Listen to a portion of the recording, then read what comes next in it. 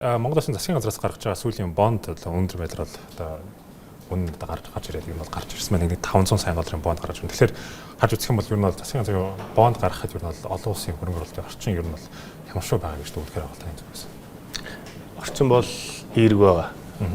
Сүүлийн 2 жил маш эерэг байлаа. Сая бонд гарсныг өглөө мэдээ харлаа. Хүн 595 дээр гарсан байна. 6 жилийн хугацаатай бонд. Тэгээ нийт эрсдэн захиалга нь бол тэрбум гаруй долларын захиалга ирсэн байна. 500 сая долларыг бондоор босгосон. Тэгэхээр ер нь бол захиалга 2 дахин өндөр хэмжээтэй ирсэн гэсэн үг. Тэгэхээр эрэлт бол нөгөө талаас сайн байна гэж. Монголд ижил кредит рейтингтэй улсуудыг харьцуулаад харах юм бол манай бондын өгөөж бол ерөөхдөө нэлээд бага байна. Тэгэхээр Монголын бонд бол одоо хөгжиж яваа emerging market улсуудын бондод дотор бол эрэлт сайтай бондод орж байгаа. Тэгэхээр харах юм бол олон улс талаас харах юм бол эрэлт өндөр за Монгол улсын юм бонд төсвийн байдлыг бол ингээд таалж гаргаж байгаа. Гэхдээ бас нөгөө талаас харах юм бол дотоод төсвийн бол Монгол улсын төсөв сүүлийн жилүүд нэлээдгүй хэлсэн гэх юм шиг нэлээдгүй байдаг шүү дээ. Тэгэхээр ер нь бол таны хөдөлгөөс харахад ер нь ямар шүү өндөр дүгнэлттэй бол. Яг хоо төсвийн зардал яг сүүлийн 2 жил энэ жилийн төлөвлөгөөтэй харьцуулахаар яг өнгөрсөн жилийг энэ жилийн төсөвтэй харьцуулах юм бол зардлын өсөлт бага байгаа. За төсвийн алдагдал төлөвлөсөн хэмжээ бол бага байгаа. Эдийн засгийн нөхцөл байдал бол өнгөрсөн жилийг их үедтэй харьцуулахад хүлээлт бол миний хувьд бол сайжирсан байна.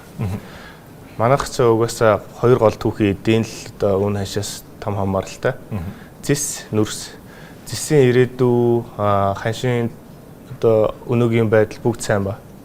Нүүрсний үн хаш унаад байсан өнгөрсөн жилийн хагас жилээс хойш ерөнхийдөө харьцангуй бага зэрэг өсөд одоо доктортой байгаа. Экспортлын хэмжээ бас буурахгүй сайн байгаа. Тэгэхээр ер нь бол Монголын эдийн засаг ойрын 1 жилдээ бол давгүй харагдаж эхэлж байгаа.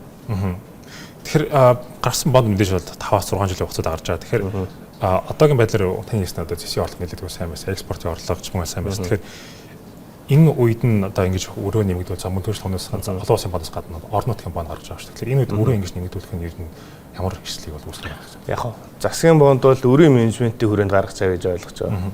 26 онд дуусах нэг 170 орчим саяын бондын өглөө байгаа. Тэрийгэ төлнө. Тэгээ 28, 29 онд дуусах бондуудаас тендер офер зарлаад худалдаж байгаа нь. Тэгэхээр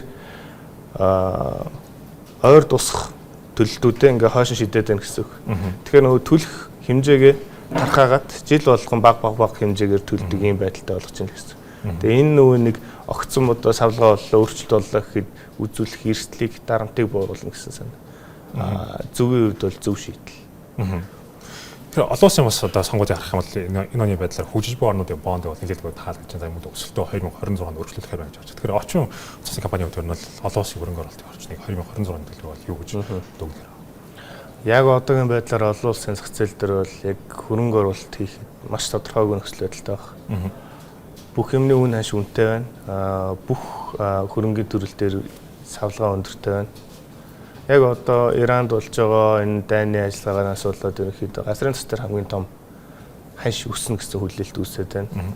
Тэгээ энэ маань цаашлаад бүх эдийн засгийн тоонууд руу нөлөөлнө. Яг тэгэхээр инфляц нөлөөлдөг суурь хүчин зүйлүүдийн нэг нь учраас инфляц нь өөрөө бодлогын хүнд нөлөөлөд явчихна. Тэгэхээр бүх хөрөнгөний төрөлд нөлөөлөх гэдэг. Яг одоогийн байдлаар бол бид нар дотоодын бондууд дээр хөрөнгө оруулалт хийж байна. Гадны хөрөнгө оруулалтуудад дандаа эрсдлийн бүрэн хамгаалсан байдлаар санхүүгийн үүсмэл хэрэгсэл ашиглаж хийж байна. Тэгэхээр мэдээж мөн адилхан орчин засгийн компаниуд одоо энэ бол нэг төлөвлөж байгаа нэг алтны хөрөнгө оруулалтаас хийдэг. Тэгэхээр алтны үн одоогийн байдлаар 5350 тавтай байна. Тэгэхээр оны сүүлээр ихэд ер нь том хаан магтуудаас хашны сүүл нь 5400 энэ хувьдаа байх байна гэж төсөөлж байна. Тэгэхээр алтны үн ер нь энэ оны байдлаар өнгөрсөн оны өсөлтөөр гүйцэхээр бол гэж байна. Яг өсөлтийн хувь хэмжээгээр бол гүйцэх бах. Гэхдээ алтанд итгэх итгэл одоо суурь хүчин зүйлс нь бол байна уу гэвэл байгаа. Энэ жилийн хувьд гэхдээ алтанд хөрөнгө оруулалт хийхдээ дотоодын бондтой харьцуулахаар одоо одоогийн түвшнөөс 20 орчим хувиар өснө гэхээр ч одоо 5000 дээр байгаа алт чинь нэг 7000 болох хэрэгтэй болох гэдэг шүү дээ.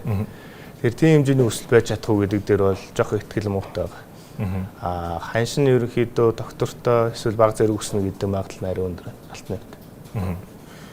Тэгэхээр дотоодын компаниудын бонд бол мэдээж нэлээд өндөр хүүтэй байдаг. За гэхдээ нэг тохиолдох мэдээж валютын ашиг эрсдэл байгаа. Тэгэхээр ер нь бол одоогийн байдлаар энэ оны байдлаар ихэд төгрөгийн ашиг доктортой гэж харагдаж байна. 2026 онд ер нь дунд хугацаанд ер нь бол төгрөгийн ашиг долларын эрсдэл ер нь хаалхаар эрсдэл юм шиг байна.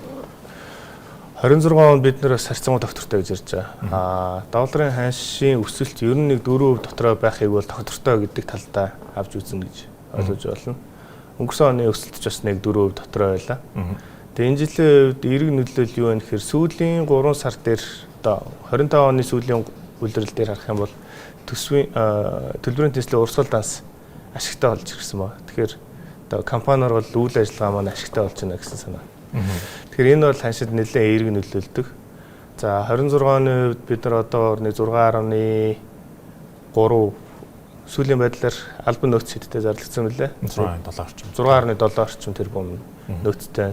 Тэгээ энэ бас нэлээд эерэг нөлөө. Тэгээд түүхийн хэдүүд маань үн ханшин сайн байна.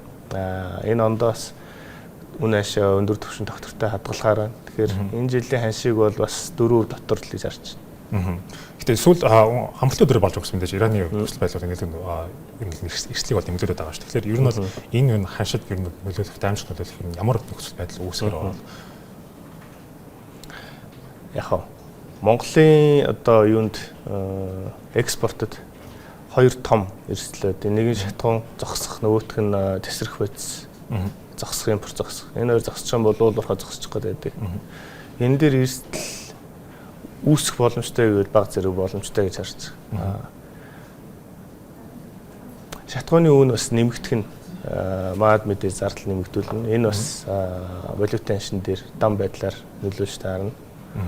За яг одоогийн байдлаар олон улсын зах зээл дээрх бондуудын үн ханш манай улсын засгийн газрын бондын үн ханшийн хөдөлгөөнийг харах юм бол тэр үйл явдлаас хойш нэг хөдөлсөн юм бол алга.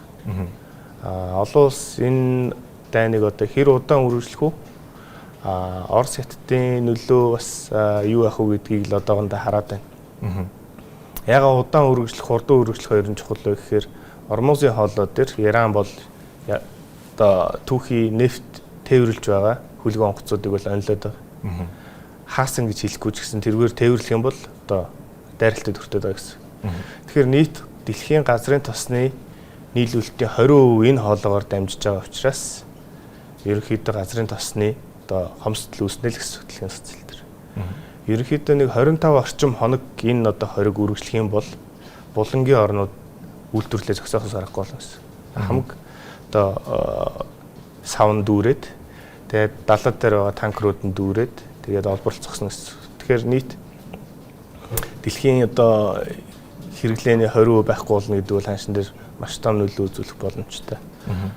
Тэгж удаан болохгүй болов уу гэсэн хүлээлт яг одоо зах зээл дээр бол арай давмгаа ах шүү. Арай өөдрөг хараад байгаа шүү. Ирэхэд хөрөнгөний засгийн талаар асуулцоход ер нь сүүлийн үед таны саяжны компаниудын үнэлгээ бол ингээд өндөр байгаа. За түүнчлэн энэ бол одоо химийн ойны болгоомжлол сүүлийн үед зах зээлд үүсээд байгаа. Тэгэхээр энэ үед ер нь бол зах зээлийг ер нь бол яаж таах болох вэ? Ер нь бол консенсус нь ер нь бол 2026 оны байдлаар ямар шүү?